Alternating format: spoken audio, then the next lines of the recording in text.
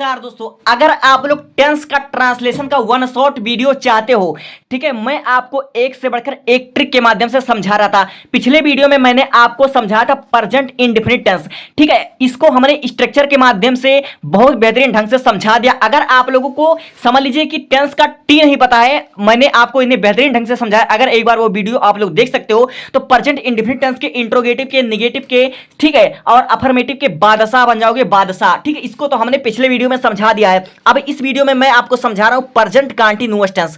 तो अपना दिल, दिमाग, डाटा तीनों इस वीडियो पर केंद्रित करो और मैं आपको विश्वास दिलाता हूं, मैं आपको ट्रांसलेशन सिखा कर रहूंगा, ठीक है। अगर आपने यूट्यूब पर 100 वीडियो देख रखा है तो यह आपका 101वां वीडियो होगा, लेकिन इस वीडियो में आपको गारंटी के साथ मैं आपसे वादा करता हूं कि आपको मैं सिखा कर रहूंगा, क्योंकि इसकी गारंटी मैं देता हूं, ठीक है।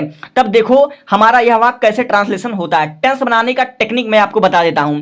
चूंकि हमने प्रेजेंट इंडेफिनिट टेंस आपको पढ़ा दिया था, इस वीडियो में मैं बताने वाला हूं प्रेजेंट कंटीन्यूअस टेंस, ठीक है। तो प्रेजेंट कंटीन्यूअस टेंस क्या होता है और इसके वाक्यों को ट्रांसलेशन हमको कैसे करना होता है, देखो।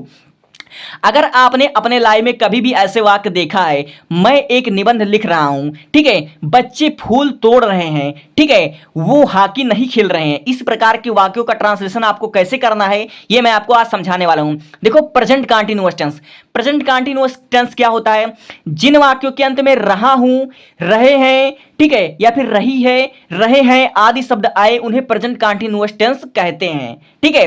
अब इसका ट्रांसलेशन कैसे बनता है? इसका ट्रांसलेशन मैं आपको अगर एक वाक्य का ट्रांसलेशन करना सिखा दूं तो सिर्फ आप लोग एक वाक्य करना सीख पाओगे, लेकिन अगर मैं आपको स्ट्रक्चर के माध्यम से समझा दूं तो आप लोग ऐसे ना जाने कितने वाक्य करना सीख जाओगे, ठीक है। तो इसका स्ट्रक्चर देखो। सबसे पहले इसका स्ट्रक्चर, कोई भी वाक्य बनाते समय, जैसे मैं एक निबंध लिख रहा हूं, इसको आपको ट्रांसलेशन करना तो सबसे पहले इसमें पहचानो सब्जेक्ट क्या है, ठीक है। सब्जेक्ट इस स्ट्रक्चर के अनुसार से देखो, सब्जेक्ट हमारा मैं, तो आपको यहां पर लिख देना है इसका अंग्रेजी मैं, ठीक है। अब देखो इज, एम, आर तीनों एक साथ दिया हुआ है, तो इज का प्रयोग कहां होता है, एम का प्रयोग कहां होता है, आर का प्रयोग कहां होता है।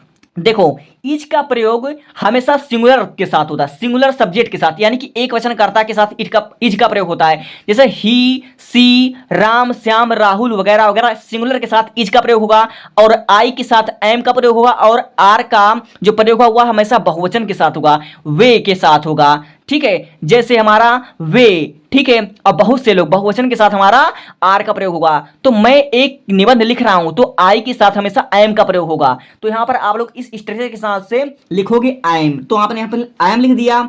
अब देखो वर्ब आपको देखना है, तो मैं एक निबंध लिख रहा हूं तो वर्ब हमारा लिखना है, तो यहां पर सिंपली आप लिख दो राइट, ठीक है। यहां पर आपने लिखा वर्ब का राइट, ठीक है, आपने लिखा राइट। अब देखो इसमें आईएनजी जोड़ना है, ठीक है, तो यहां पर आप लिख दो राइटिंग, ठीक है, WRITTING राइटिंग। अब एक निबंध तो आप लिख दोगे ASC, ठीक है, ASC, EASSYSC, यहां पर लगा दोगे फुल स्टॉप, ठीक है।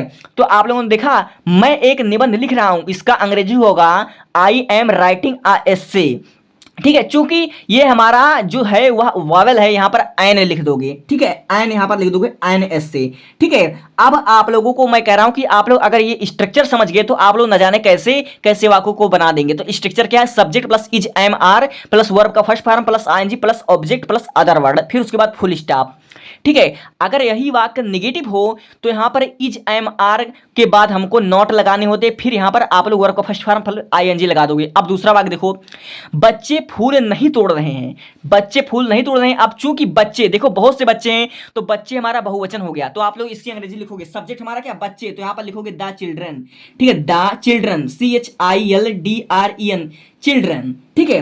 अब देखो यहां पर आप लोग आर लिखोगे, क्यों? क्योंकि बहुवचन है तो यहां पर आर लिखोगे, ठीक है। चूंकि रहे शब्द आए हैं तो यहां पर, या कंटीन्यूअस टेंस है तो यहां पर लिखोगे आर, ठीक है। निगेटिव है तो यहां इज, एम, आर और वर्ब के फर्स्ट फॉर्म के बीच हमको नॉट लगाने हैं, तो यहां पर आप लिखो नॉट, ठीक है। अब देखो तोड़ना, अब चूंकि फूल तोड़ना है, ठीक है, तो फूल तोड़ना, तो तोड़ना का अंग्रेजी यहां पर लिखोगे प्लक, तो सिंपली आपने यहां पर लिखा प्लक, PLUCK प्लक।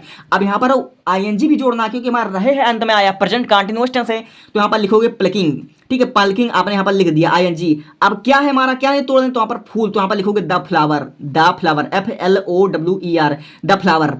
ठीक है, तो बच्चे फूल नहीं तोड़ रहे हैं, तो the children are not plucking the flower. ठीक है, यह हमारा वाक्य कैसे बना? सबसे पहले हमने इस वाक्य में देखा सब्जेक्ट क्या, तो सब्जेक्ट हमारा है बच्चे, तो यहाँ पर आपने लिखा द चिल्ड्रन। अब हमारा हेल्पिंग वर्ब क्या है? हेल्पिंग वर्ब हमको इज, एम, आर तीनों में से एक लगाने हैं। चूंकि बच्चे हमारा बहुवचन है इसलिए हमने यहाँ पर आर शब्द लगाया। ठीक है, अब चूंकि वाक्य नेगेटिव भी था तो यहाँ पर हमने लिखा नॉट। ठीक है, अब हमारा वर्ब क्या है? वर्ब हमारा तोड़ना है, तोड़ रहे हैं, तो हमने लिखा प्लक। और कंटीन्यूअस टेंस है, अंत में रहा है, रही है शब्द आया तो हमने लिखा आईएनजी, तो प्लकिंग। अब हमारा ऑब्जेक्ट क्या है? ऑब्जेक्ट हमारा फ्लावर, फूल है, तो हमने लिखा द फ्लावर। ठीक है, तो the children are not plucking flower, बच्चे फूल नहीं तोड़ रहे हैं। इस प्रकार हमारा बनेगा। अगर आप लोग ये स्ट्रक्चर समझ लेते हो तो आप बड़े से बड़े वाक्य को ट्रांसलेट कर सकते हो। अब देखो, वे हॉकी नहीं खेल रहे हैं। अब देखो, वाक्य के अंत में रहे हैं शब्द आया तो हमारा कौन सा टेंस है? प्रेजेंट कंटीन्यूअस टेंस है। जिन वाक्यों के अंत में रहा है, रहे हैं आदि शब्द आए उन्हें कहते हैं प्रेजेंट कंटीन्यूअस टेंस। ठीक है, उनकी पहचान ही यही है।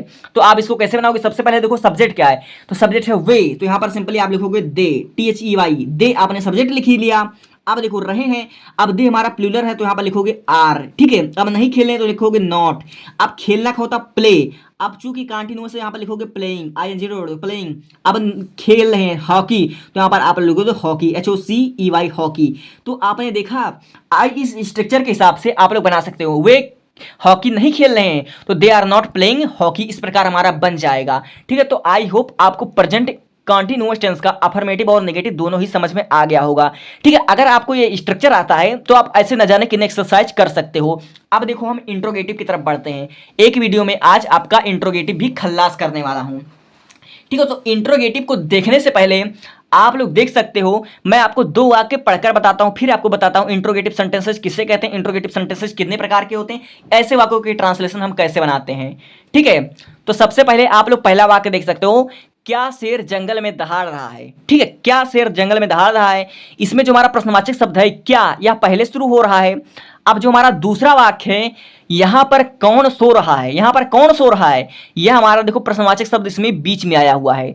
तो यानी कि इंट्रोगेटिव सेंटेंस जो हमारा होता है वह दो प्रकार का होता है। ठीक है, एक हमारा होता है जो प्रश्नवाचक शब्द जिसमें पहले आए, जो क्या से यानी कि हेल्पिंग वर्ब से शुरुआत हो, और जिसमें प्रश्नवाचक शब्द क्वेश्चन वर्ड बीच में आए हो।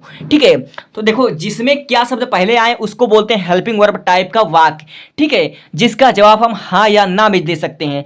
और जो हमारा ये दूसरा आया हुआ इसको हम बोलते हैं क्वेश्चन वर्ड टाइप की वाक्य। ठीक है, तब इसकी अंग्रेजी बनाने के लिए, क्या शेर जंगल में दहाड़ रहा, इसके लिए हम पहले स्ट्रक्चर का इस्तेमाल करते हैं। इसका अंग्रेजी हम कैसे बनाएंगे? सबसे पहले अगर क्या आया है तो क्या की अंग्रेजी हम व्हाट नहीं लिखेंगे, इसका हेल्पिंग वर्ब लिखेंगे। अब शेर, चूंकि एक शेर की बात हो रही है तो यहां पर आप लोग लिखोगे इज, तो यहां पर सबसे पहले आप लिखोगे इज। अब देखा इज MR में से आपने इज लिख लिया। अब सब्जेक्ट हमारा है शेर तो यहां पर आप लिखोगे द लायन। ठीक है, द लायन, LION लायन। अब देखो आपने लिख दिया लॉयन। अब हमको वर्ब ढूंढना है, तो वर्ब हमारा क्या है, जो काम करे वही वो वर्ब होता। तो शेर दहाड़ रहा है तो आप लिखोगे रोर, रोर मतलब होता दहाड़ना, ROAR रोर। आप चूंकि कंटिन्यूअस है तो यहाँ पर ING लगा दोगे। ठीक है, रोरिंग, तो इज द लायन रोरिंग। ठीक है, आपने इतना लिख लिया। अब देखो हमारा जो ऑब्जेक्ट हुआ है जंगल में, तो यहाँ पर लिखोगे इन the forest, in the forest, FOREST forest, और अंत में लगा दोगे क्वेश्चन वर्ड, चूंकि वाक्य इंट्रोगेटिव था। तो क्या शेर जंगल में दहाड़ रहा है तो इसका क्या हो जाएगा, is the lion roaring in the forest. इस प्रकार हमारा सिंपली बन जाएगा। अब देखो यहां पर कौन सो रहा है। ठीक है, यहां पर कौन सो रहा है, ऐसे वाक्य में जो हमारा कौन, जब वाक्य में कौन शब्द आए तो वह एक प्रश्नवाचक शब्द तो होता ही है, लेकिन यह सब्जेक्ट के साथ, यह सब्जेक्ट का भी काम करता है। जैसे यहां पर कौन सो रहा है तो यहां पर सब्जेक्ट क्या है, सब्जेक्ट हमारा कौन है, यह सब्जेक्ट के रूप में भी प्रयोग होगा और यह क्वेश्चन वर्ड के रूप में भी प्रयोग होगा। तो इसकी अंग्रेजी हम कैसे बनाएंगे? सबसे पहले आप लिखो कि कौन, ठीक, कौन सो रहा है तो यहां पर लिखोगे हु। ठीक है, कौन आया हुआ है तो यहां पर आप लिखोगे हु। ठीक है, अब देखो चूंकि कंटीन्यूअस टेंस है तो यहां पर आप लोग लिखोगे इज, MR का प्रयोग करोगे तो यहां पर लिखोगे इज। ठीक है, आप लोग लिख दोगे इज। अब हमारा सब्जेक्ट क्या है, सब्जेक्ट हमारा हो चुका है। ठीक है, सब्जेक्ट हमारा हु सब्जेक्ट भी है और क्वेश्चन वर्ब भी है। तो आप लोग इसके बाद लिखो वर्ब। ठीक है, तो वर्ब हमारा क्या है, सोना, सोना हमारा वर्ब है तो आपने लिखा स्लीप, SLEEP, स्लीप लिखोगे, चूंकि रहे आया अंत में आया तो यहां पर लिखोगे आज स्लीपिंग, तो हुई स्लीपिंग। अब यहां पर तो यहां पर लिखोगे हेयर, हेयर मतलब होता है यहाँ पर HERE हेयर, और अंत में लगा दो क्वेश्चन वर्ड। तो यहाँ पर कौन सो रहा है तो हु इज स्लीपिंग हेयर। इस प्रकार हमारा वाक्य बन जाएगा। ठीक है, अब अगला देखो, तुम कौन सी कक्षा में पढ़ रहे हो।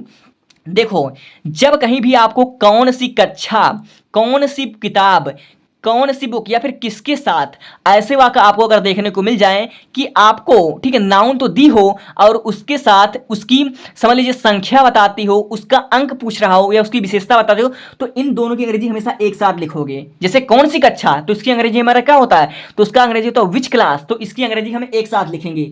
ठीक है, तो इसमें प्रश्नवाचक शब्द है कौन सी कक्षा, तो यहाँ पर लिखोगे which class, WHI which class, simply आपने लिखा विच क्लास। ठीक है, विच क्लास आपने लिख दिया। इस स्ट्रक्चर के अनुसार क्वेश्चन नंबर हमारा हो गया विच क्लास। ठीक है, अब इज एम आर का प्रयोग करोगे तो हमारा जो तुम आया हुआ, तुम हमारा बहुवचन इसलिए यहाँ पर लिखोगे आर, तो यहाँ पर लिखोगे विच क्लास आर। ठीक है, ठीक है, अब देखो सब्जेक्ट क्या है, सब्जेक्ट हमारा तुम, तो यहाँ पर लिखोगे यू। ठीक है, अब हमारा वर्ब क्या है, वर्ब हमारा पढ़ रहे हो। ठीक है, पढ़ना हमारा वर्ब है, तो यहाँ पर लिखोगे स्टडी, STUDING, स्टडिंग जोड़ दोगे। ठीक है, क्योंकि हमारा कौन सा टेंस है, ये हमारा कंटिन्यूअस टेंस है, और अंत में लगा दोगे क्वेश्चन वर्ड। तो तुम कौन सी कक्षा में पढ़ते हो, ठीक है, या फिर तुम कौन सी क्लास में पढ़ते हो, तो which class are you studying लिख दोगे। इस प्रकार हमारा वाक्य बन जाएगा। आई होप आपको सब कुछ क्लियर हो रहा होगा। अगर आपको सब कुछ समझ में आ रहा होगा तो चैनल को सब्सक्राइब कर लीजिएगा, अगला वीडियो आपको मिल जाएगा। अब देखो, क्या वह दफ्तर जा रहे हैं या फिर क्या वह दफ्तर जा रहा है, इसमें देखो क्या शब्द से हमारा शुरू हो रहा है, तो उसमें सबसे पहले आप लोग इज एम आर का प्रयोग करोगे। जब अंत में रहा है शब्द, रही है शब्द आएगा, तो हमारा ही जो है, जो हमारा वह है, वह एक वचन करता है, तो इसके साथ हमेशा हम इज का प्रयोग करेंगे। तो यहां पर लिखोगे इज। ठीक है, इज आपने लिखना है। अब देखो वह है, तो वह की अंग्रेजी होती है ही। ठीक है, अब हमारा वर्ब क्या है, वर्ब हमारा जाना, तो यहां पर लिखोगे गो, GO गो। ठीक है, अब चूंकि ING जोड़ना पड़ेगा क्योंकि रहा है, तो यहां पर लिखोगे गोइंग। ठीक है, क्या वह ऑफिस जा रहा है, ऑब्जेक्ट हमारा ऑफिस, तो यहां पर लिखोगे द ऑफिस। दफ्तर का होता है ऑफिस, OFFIC ऑफिस, और अंत में लगा दो क्वेश्चन वर्ड। तो क्या वह दफ्तर में जा रहा है, तो is he going the office. ठीक है, अब देखो तुम किसके साथ घूम रहे हो, जब भी आपको इसकी अंग्रेजी दिख जाए, ठीक है, किसके साथ, तो इन दोनों की अंग्रेजी एक साथ बनाते हैं, तो इसकी अंग्रेजी हमारा क्या होगा, किसके साथ, तो इसकी अंग्रेजी हो जाएगा with whom, WITH, with whom, WHOME, with whom मतलब होता है किसके साथ। ठीक है, आपने क्वेश्चन वर्ड लिख दिया विथ हुम। ठीक है, अब यहां पर आप लिखोगे इज एम आर का प्रयोग, चूंकि यू बहुवचन तो आप लिखोगे आर। ठीक है, अब हमारा सब्जेक्ट है तो यू, तो आपने लिख दिया। आप घूम रहे हो, तो घूम होने का वॉकिंग, WALKING वॉकिंग, आपने यहां पर सिंपली लिख दिया, अंत में लगा दोगे क्वेश्चन वर्ड। सिंपली इस प्रकार हमारा वाक्य बन गया। तुम किसके साथ घूम रहे हो, तो with whom are you walking, तुम किसके साथ घूम रहे हो, तो इसकी अंग्रेजी हमारा इस प्रकार बनेगा। तो मैंने आपको जिस तरह से समझाया है, जितने आसान वे में हमने आपको समझाया है, ठीक है, शायद ही आपको YouTube पर कोई समझाए। अगर आपने इसके पहले की वीडियो नहीं देखा तो उस वीडियो को आप लोग देख सकते हो, और वीडियो को कैसा लगा आपको कमेंट कीजिएगा, और साथ ही आप लोग एक होमवर्क कर लीजिएगा। अगर आपने पिछला वीडियो देखा है या फिर अगर आपको प्रेजेंट इंडेफिनिट आपने पढ़ा होगा तो इसका आप होमवर्क कर लीजिए। कितने विद्यार्थी नाटक में भाग लेते हैं, इसका आंसर आप लोग अभी अभी कमेंट कीजिए। आपने इससे पहले की वीडियो में देख रखा और हमने इसको बहुत बेहतरीन ढंग से समझाया है। ठीक है, तो मैं आपके कमेंट का वेट करूंगा, और चैनल को सब्सक्राइब कर लीजिएगा क्योंकि मैं आपको इंग्लिश ग्रामर सिखा कर रहूंगा। Thank you.